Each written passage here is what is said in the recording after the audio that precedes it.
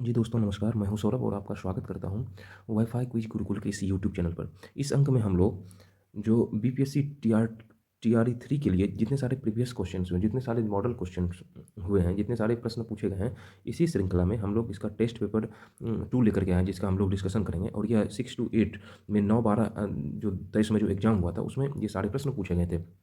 तो इसका हम लोग हल सॉल्यूशन देखेंगे और इसके साथ-साथ अगर आपका रिस्पॉन्स अच्छा रहा तो इसी के साथ-साथ जितने सारे एनसीईआरटी बेस्ड या जितने सारे अदर स्टेट में जो एग्जाम हुए हैं, तो शिक्षक से रिलेटेड उसमें जितने सारे प्रश्न पूछे गए, चाहे मैथ के, रीजनिंग के, जीएस के, ये सारे प्रश्न इसमें, चाहे इंग्लिश और हिंदी के ही क्यों ना हो, सारे प्रश्न को इसमें समाहित किया जाएगा टेस्ट वाइज करके। तो अभी फिलहाल ये हम लोग मैथमेटिक्स सीरीज को देख रहे हैं, फिर कंबाइंड टेस्ट इसमें ऐड हो जाएगा सभी सेक्शन से। वो लगभग 20 सेट के आसपास लिया जाएगा सारे सेक्शन का। वो कंप्लीट टेस्ट होगा। जब आप सबों का रिस्पॉन्स अच्छा रहा तो वो जल्द ही चैनल पे देखने के लिए मिलेगा। अगर आप चैनल पे नए हैं तो सबसे पहले वीडियो को लाइक करिए अगर आपको हमारा यह प्रयास अच्छा लग रहा है, और चैनल को सब्सक्राइब करिए, और जहाँ भी आप जुड़े हैं कम से कम एक ग्रुप में से आप शेयर करिए, ताकि हमें भी प्रोत्साहन मिले और हम आपके लिए अच्छे से अच्छा कंटेंट उपलब्ध कराते रहें। चैनल के प्लेलिस्ट में जो है स्पीडी जीके का वीडियो उपलब्ध है, और उसी प्लेलिस्ट में बीएसएससी स्पीडी साइंस करके 2 प्लेलिस्ट उपलब्ध है। प्लेलिस्ट तो ऐसे हैं लेकिन 2 प्लेलिस्ट काफ़ी उपयोगी है। तो इसको जो है ना आप गुना 2 का रफ्तार लगा करके, स्पीड लगा करके बहुत कम समय में पूरे जीएस का और पूरे साइंस का अध्ययन कर सकते हैं, जो आपके एग्जाम के लिए काफ़ी उपयोगी रहेगा। चलिए अब हम लोग प्रश्न पत्र इसका हल सॉल्यूशन देखते हैं। यहाँ क्या है, प्रश्न को आप ध्यानपूर्वक पढ़िए, समझिए, फिर उत्तर दे। देखें, एक दुकान में 2 पेंसिल और 3 रबर की कीमत 9 रुपया है, और 4 पेंसिल और 6 रबर की कीमत 18 रुपया। प्रत्येक पेंसिल और प्रत्येक, इस प्रकार के प्रश्न पूछे ही जाते हैं। तो इस टाइप का आप अभ्यास कर लेते हैं तो आपको समस्या नहीं रहती है। मान लेते हैं कि पेंसिल का कीमत एक्स है, तो 2 पेंसिल है तो 2x हो गया ना, 2 गुना एक्स 2x। रबर का कीमत y है, और 2 गुना y कितना हुआ, 2y हो गया। तो बराबर कितना, बराबर है आपका 9 रुपया। क्या हो गया आपका क्या है, बराबर बराबर 9 है। फिर उसी तरीके से 4 पेंसिल, 4 को पेंसिल कर दे, पेंसिल का x मान है 4x हो गया, और रबर को कितना माने, रबर को y माने हैं जोड़ 6y हो गया, बराबर कितना 18। इसका हम शॉर्ट प्रोसेस भी बता सकते हैं, लेकिन हम मानते हैं कि इसमें बहुत सारे ऐसे स्टूडेंट हैं जिसको बेसिक में समस्या आ रही है, तो इसलिए बेसिक टाइप से इसको सॉल्व करते हैं। तो हमको क्या करना है, किसी एक को घटाना है। जैसे मान लीजिए इसको आप समीकरण 1 मान लीजिए, इसको समीकरण 2 मान लेते हैं। तो इसको हम x को ही आप लेकर के चलिए, तो ऊपर से अगर गुना 2 से करेंगे, 2 दूनी 4, ये कट जाएगा। याद रखिए, अगर हमको x को घटाना है तो इतना जितना नीचे में x है उतना ऊपर में x को पुराना पड़ता है। तो 2 से गुना कितना होगा, 4x हो गया, और 2 दूनी कितना होगा, 4y, बराबर कितना होगा, 9 दूनी 18 हो गया। यहाँ कितना हुआ, यहाँ ज्यों का त्यों है, 4x है, प्लस कितना है, 6y है, बराबर कितना, 18 का 18 है। तो देखिए, इस तरह का जब सवाल आ जाता है ना, तो यहाँ पे क्या होता है, जैसे मान लीजिए कि यहाँ पे घटाने पर करते हैं तो माइनस माइनस यहाँ पे जीरो हो जाएगा, यहाँ जीरो होगा। तो इसका मतलब ये कट गया ना जी। अब 2y क्या हुआ, 2y अब माइनस में, क्योंकि प्लस गुना माइनस बराबर क्या होता है, माइनस। हम ये फार्मूला आपको लिखा दिए थे, माइनस गुना माइनस बराबर प्लस। उसके बाद प्लस गुना प्लस बराबर भी प्लस होता है, माइनस गुना प्लस बराबर माइनस, और प्लस गुना माइनस बराबर माइनस, ये हम लिखा चुके थे। तो इसी आधार पर प्लस गुना माइनस, अब इसका ओरिजिनल जो साइन है वो हो जाएगा माइनस है। तो 4 टका अब क्या रहा है, कर जा रहा है। दूध का क्या है, आमदनी हुआ, कितना होता है, दूध का माइनस में ही रहे, बराबर ये कितना, जीरो हुआ। इसीलिए y बराबर कितना हुआ, 0/-2। याद रखिए, जीरो किसी संख्या के जब ऊपर में आ जाता है ना, तो उसका मान जो है वह नहीं निकल पाता, मतलब उसका मान जीरो ही होता है, तो संभवतः अधिक अधिक उसका उत्तर आ जाता है। तो इसलिए इसमें और उसके बाद एक्स निकालने की जरूरत नहीं है, क्योंकि वाई का वैल्यू किसमें नहीं है। तो इसका जो उत्तर हो जाएगा, क्या हो जाएगा, इसका उत्तर क्या हो जाएगा, मतलब उपरोक्त में से कोई नहीं, ऑप्शन कुछ है नहीं, तो इसका उत्तर हो जाएगा उपरोक्त में से कोई नहीं।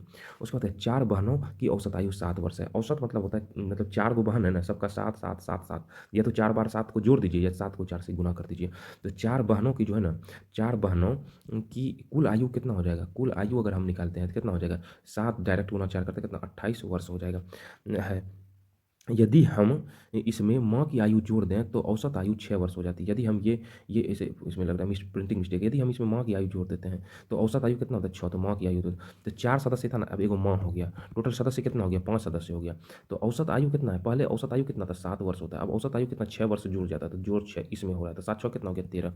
अब इसको गुना करते हैं, टोटल आयु निकल जाएगा, 13 बटा कितना हो, 65। 65 वर्ष निकल गया, कितना टोटल आयु, मतलब 4 गो बहन भी है प्लस माँ का, दोनों का, खाली माँ का पूछ रहा है। 4 गो बहन और माँ का आयु 65, और 4 गो खाली बहन का आयु 28। तो इसमें 28 घटा देंगे तो जी निकलेगा, खाली चारों गो बहन का आयु इसमें से माइनस हट निकाल देंगे तो कितना, खाली माँ के ही रहेगा ना आयु। 10 5 15 में 8 गया, 7 हो गया। यहाँ बचा कितना, यहाँ बचा आपका 5 में 2 गया 3, उसका ऑप्शन कितना हो गया, 37 वर्ष। आगे देखते हैं। 21 वर्ग मीटर आधार क्षेत्रफल और 32 मीटर ऊंचाई वाले एक लंब प्रिज्म का आयतन। याद रखिए, लंब प्रिज्म की बात कर रहा है तो इसका एक तरह से बात कर रहा है। लंब प्रिज्म है, यही ना जी। प्रिज्म का जो आयतन आयतन की पूछ रहा है ना, आयतन का लंब प्रिज्म का जो आयतन पूछ रहा है। देखिए, प्रिज्म मुख्य रूप से ऐसे नहीं तो बेलन हो गया, प्रिज्म शंकु टाइप का होता है, ये प्रिज्म पूछ रहा है, ये हुआ। तो इसका जो आयतन पूछ रहा है, ये है, ये आधार टाइप का है।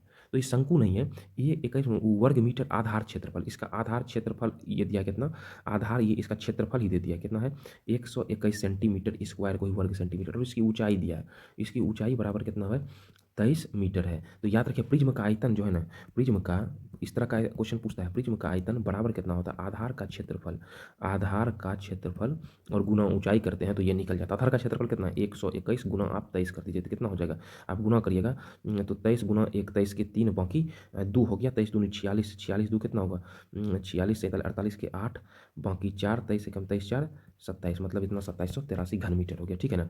अब यहाँ पे प्रिज्म आया है ना, तो प्रिज्म शंकु टाइप का होता है, तो कुछ शंकु से संबंधित फार्मूला को देख लेते हैं। जैसे शंकु है, शंकु का अगर आयतन पूछेगा तो 1/3 पाई आर स्क्वायर है। ये अधिकतर सवाल में पूछा जाता है, इसलिए इस फार्मूले को आप लोग ध्यान में रखिएगा। अगला सवाल देखते हैं, 1 और 50 के बीच कितनी अभाज्य संख्या है। अभाज्य संख्या किसे कहते हैं, ऐसी संख्या जो है ना अभाज्य संख्या, ऐसी संख्या जो या तो एक एवं स्वयं से ही विभाजित हो तो उसको क्या कहते हैं, इसी को हम लोग कहते हैं अभाज्य संख्या। क्या कहते हैं, अभाज्य संख्या। याद रखिएगा इस तरह का। तो आप देखिए 1 और 50 के बीच कितनी अभाज्य, ऐसी कौन सा संख्या जो 1 से या तो स्वयं से विभाजित होगी। 1 और 50 के एक अभाज्य संख्या नहीं है, अभाज्य संख्या 2 सिस्टर, क्योंकि 2 में देखिए 2 में 1 से या 2 से ही लगेगा, 2 के बाद 3 हो गया, 3 के बाद 5 हो गया, 5 में 1 से लगेगा नहीं तो 5 से, और किसी संख्या से भाग पूर्णतः नहीं लगेगा, पूर्णतः की बात करते हैं।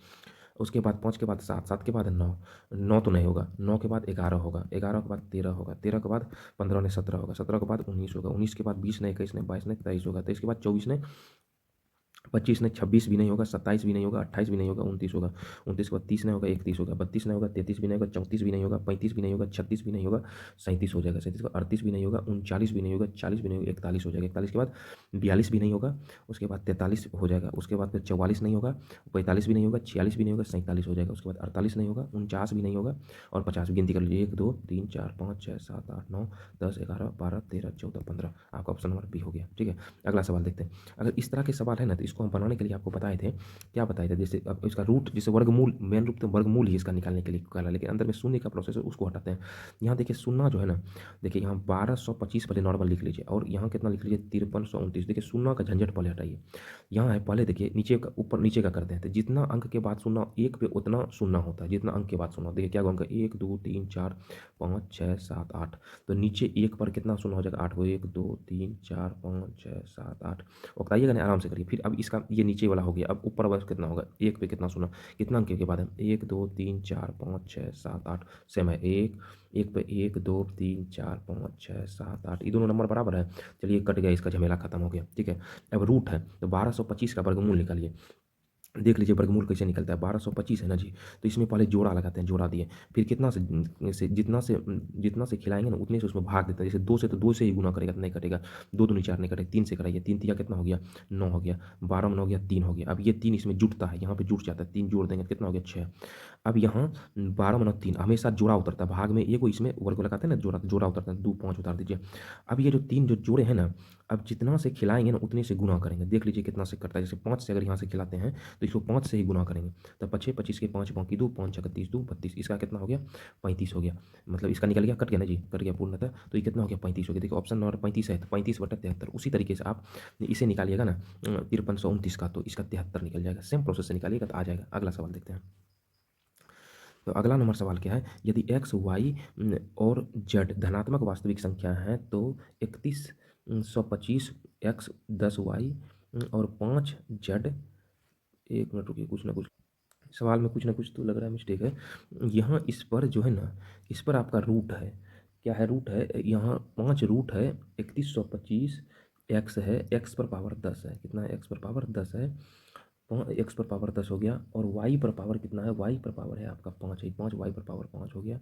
उसके बाद फिर जेड पर पावर कितना है, जेड पर पावर 10 है, जेड पर पावर है 10। ठीक है ना। देखिए रूट जब हटाते हैं ना, यहाँ क्या है, रूट अंडर क्या है 3125 एक्स पर पावर 10 वाई पर पावर 5 और जेड पर पावर 10, ये पूरे पर रूट है। जब हम रूट हटाते हैं ना तो इस पर वर्ग, जैसे एक बट रूट 5 है ना, तो जैसे हम लिखेंगे 3125 एक्स पर पावर 10 वाई पर पावर 5 और जेड पर पावर 10, ये लिखे ना। इस पर जब रूट हटाते हैं ना तो जैसे तो 1/5 हो जाएगा। अगर यहाँ रूट 3 रहता तो 1/3, रूट 7 रहता तो 1/7, ऐसे होता है। और खाली रूट रहता तो 1/2, क्योंकि उसमें 2 छुपा हुआ रहता है। अब आप करिए क्या, इसमें से जो है ना हम 3125 को हम क्या लिख सकते हैं, हम 3125 को जब हम तोड़ते हैं तो 3125 को लिख सकते हैं अगर देखिए 5 को 5 गुना 5 गुना 5 गुना 5 गुना 5 पछे 25 पंचे 125 पंचे 625 पंचे 3125 यानी 5 को अगर 5 बार गुना करेंगे तो 3125 होगा। तो इसको लिख सकते हैं 5 पर पावर 5 दे दें। हाँ, अब x 10 को लिख सकते हैं ना, 5 गुना 2 10 होता है, क्योंकि हमको ये 5 से घटाना है इसीलिए हम बैलेंस कर रहे हैं समीकरण को। यहाँ क्या z है, 10 को क्या लिख सकते हैं 5 गुना 5 गुना सॉरी यहाँ पे y है, y का मान कितना है 5, 5 गुना एक ही रहने दीजिए, और z का मान कितना है 10 है, तो 5 गुना 2 तो लिख सकते हैं ना, और कंप्लीट पर पावर कितना 1/5 है।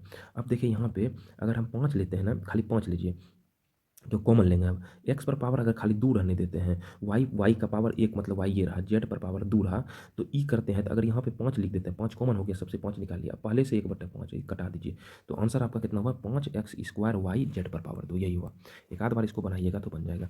यहाँ क्या tan थीटा बराबर है 4, तो 3 sin theta plus 2 cos theta बटे 3 sin theta minus 2 cos theta का मान ज्ञात करने के लिए देखिए 3 tan थीटा बराबर कितना है 4, तो tan थीटा बराबर क्या लिख सकते हैं 4/3। tan थीटा बराबर होता है sin थीटा बटा कॉस थीटा, तब साइन थीटा का मान ये हो गया, कॉस थीटा का मान, यही आप इसमें पुट कर दीजिए। अब क्वेश्चन है 3 sin थीटा है ना, तो 3 गुना इस साइन थीटा की जगह पे हम लिख सकते हैं ना 4, उसका मान 4 प्लस 2 cos थीटा, 2 गुना कॉस थीटा की जगह पे लिख सकते हैं ना 3, 3 बटा 3 sin थीटा, 3 गुना साइन थीटा की जगह पे क्या लिख सकते हैं 4 माइनस 2 cos थीटा, 2 गुना कॉस थीटा की जगह पे क्या लिख सकते हैं, कॉस थीटा का मान कितना 3 है तो 3 लिख सकते हैं। तो यहाँ कितना हुआ 4 तिया 12 प्लस 4 तिया 12 बटा 4 तिया 12 माइनस 3 दूनी 6, 12 दूनी 12 12 कितना हुआ 24, 6 इसको कटाइएगा तो क्या हो जाएगा 12 दूनी 24 हो गया, 4 तिया 12 3 दूनी 6, तो 12 में 6 गया 6 हुआ, तो 6 चौके 24, 4 बार में उपरोक्त में से कोई नहीं इसका आंसर हो जाएगा। ठीक है, इस तरीके से जैसे होता है ना, याद रखिएगा, जैसे एक दो फार्मूला इसका जो आता है उधर याद रखिएगा, जैसे होता है कि साइन स्क्वायर थीटा जोड़ कॉस स्क्वायर थीटा बराबर है, यहाँ से 4 सूत्र निकलता है, वो जब फिर दोबारा सवाल आएगा तो फिर बता देंगे। अगर है टेन थीटा बराबर होता है तो साइन थीटा बटा कॉस थीटा होता है, और अगर कॉस थीटा पूछता है तो बराबर होता है सॉरी कॉट थीटा जो होता है वो टेन का उल्टा होता है, तो क्या हो जाता है कॉस थीटा ऊपर चला जाता है बटा साइन थीटा नीचे आ जाता है।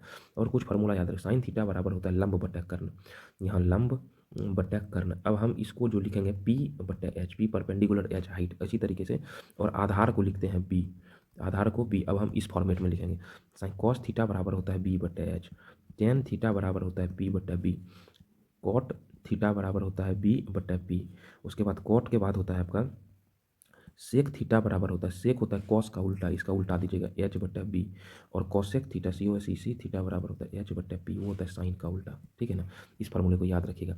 लोहे के एक टुकड़ा है इतना सेंटीमीटर इतना सेंटीमीटर इतना सेंटीमीटर विमाओं वाले एक घनाभ के आकार का है, इसको ढालकर एक ठोस खोला बनाया गया है, गोले की त्रिज्या ज्ञात करें। आप देखें ये घनाभ के आकार का ठोस गोला बनाया गया है, तो मतलब दोनों का क्या है इतना सेंटीमीटर इतना लंबाई भी है चौड़ाई भी है ऊंचाई, मतलब आयतन की बात कर रहा है।